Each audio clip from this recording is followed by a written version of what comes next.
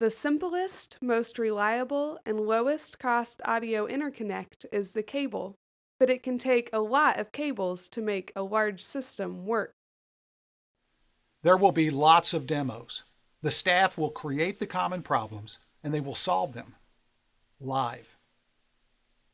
Engineers eventually figured out how to use radio waves to replace some of the cables in a system, and that was a good thing. I can remember when it was a big deal to just have a few wireless mics in a sound system. It freed the performers to move around and it cleaned up the stage. Only a small part of the known electromagnetic spectrum is suitable for wireless audio transmission. There's only so much spectrum, period. We can't make more. We can only use what's there more effectively. Radio waves must be at a unique frequency to be transmitted and received. Each RF channel needs its own chunk of spectrum. More and more products of all types want to use the available spectrum, and wireless audio is getting squeezed out. Customers want more and more products to be wireless, and they want lots of channels, and there's only so much spectrum. See the problem? The FCC is reallocating the RF spectrum, and the mass market consumer products are getting the bulk of it. So you buy a wireless mic, you hook it up, and you turn it on. What's the big deal?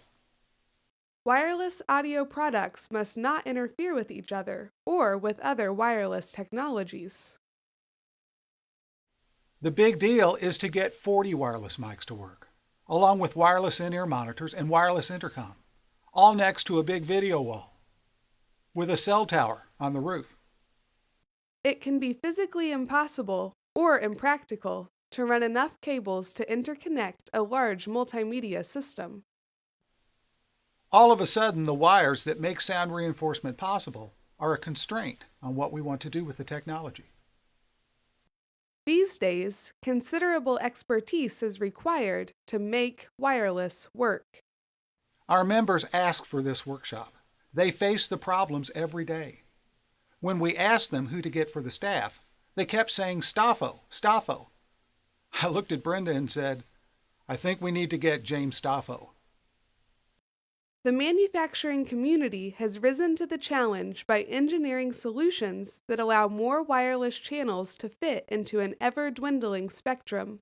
Wireless products come in all price ranges, from entry-level to professional.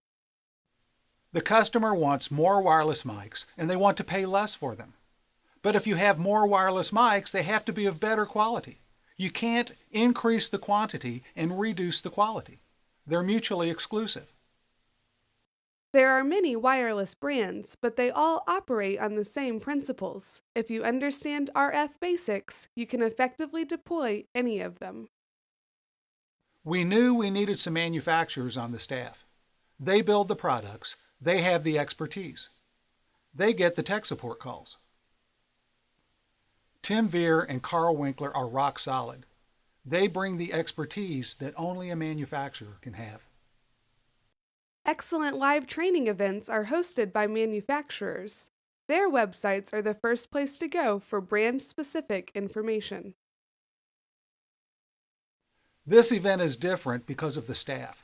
It represents both the consulting and manufacturing communities. It's in a great venue, and the event lasts long enough to get into some of the finer details. The solutions presented will be solid, proven, and brand agnostic. You can learn the theory from textbooks, but most people are visual learners.